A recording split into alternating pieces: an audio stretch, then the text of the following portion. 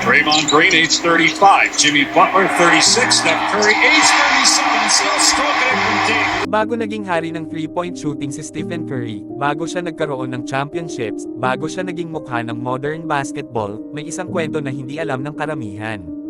Isang kwento ng batang halos walang naniniwala, batang hindi pinapansin ng scouts, at batang sinabihan ng paulit-ulit. Hindi ka tatagal sa NBA.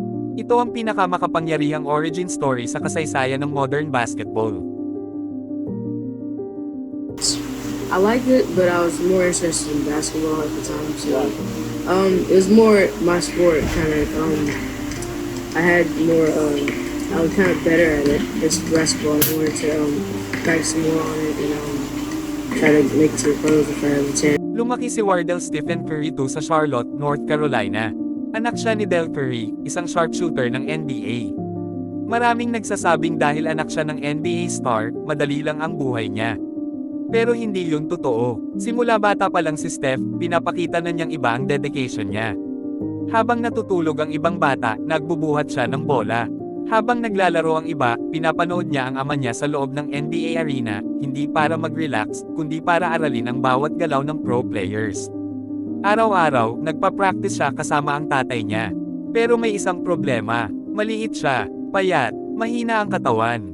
Kahit gustong tumulong ng ama niya, may limitasyon ang katawan ng bata. Hindi pa siya lumalaki, hindi pa siya kalakasan.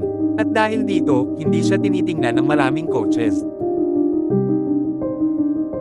Pumasok si Steph sa Charlotte Christian School, at dito nagsimula ang unang totoong pagsubok. Habang ang mga kabatch niya lumalaki na parang poste, siya, nanatiling payat, maliit, at hindi intimidating.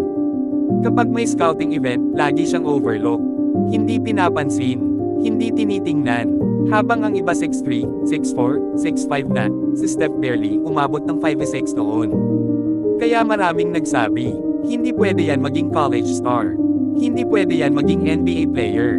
Too small, too weak. Pero kahit ganon, hindi siya sumuko. Araw-araw, nagpa-practice siya ng shooting, hindi lang 10, hindi lang 100, kundi libo-libong tira. May mga araw na inuulit niya ang isang shooting drill hanggang sumakit ang kamay niya. Senior year niya sa high school, pinakamalaking stage.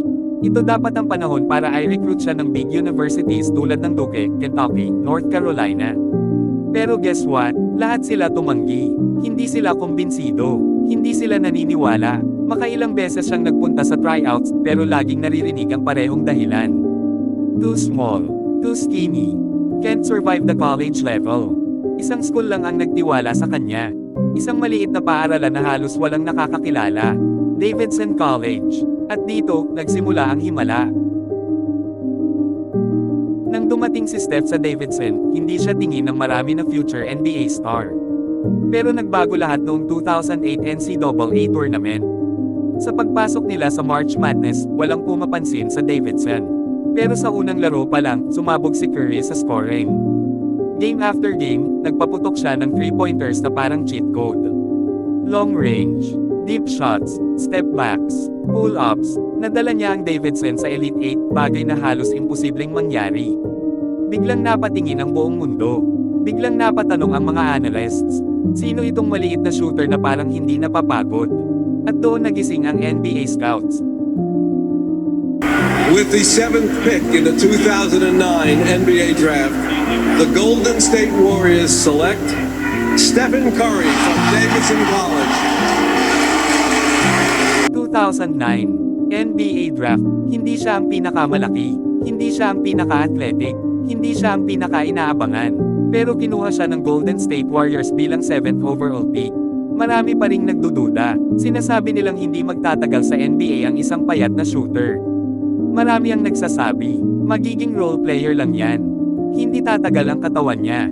Pero hindi nila alam, binabago na pala ni Curry ang buong basketball world. Sa unang taon ni Steph sa NBA, muntik na siyang mawala ng career. Sunod-sunod ang kanyang ankle injuries. Gabi-gabi, iniisip niya kung tatagal pa ba siya sa professional level. Pero sa halip na sumuko, nagdesisyon siyang magpa-rebuild ng katawan.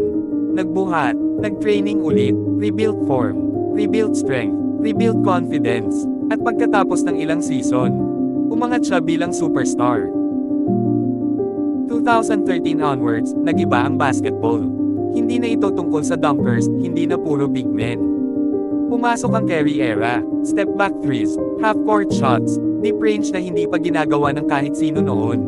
At sa tulong ni Klay Thompson at Draymond Green, nabuo ang Splash Brothers at ang dynasty ng Golden State Warriors. 4 championships, 2 MVP awards, kasama na ang unanimous MVP, ang kauna-unahan sa kasaysayan. At pinaka-importante, siya ang may pinakamadaming 3-pointers in NBA history. Siya ang nagbago ng buong laro. Siya ang dahilan kung bakit pumalakpak ang buong mundo sa long-range shooting. Si Stephen Curry ay hindi lang shooter, hindi lang scorer, hindi lang superstar. Siya ang patunay na kahit gaano kakaliit, kahit ilang tao ang hindi naniniwala sa'yo.